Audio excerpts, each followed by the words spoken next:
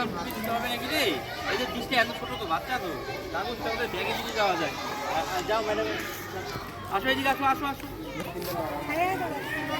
লাইনটা একটু আগায় দাও, আগায় দাও।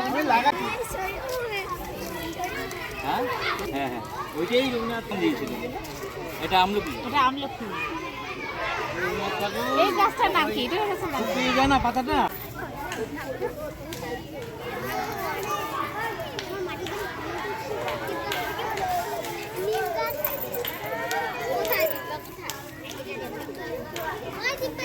মানে ছবি দিস।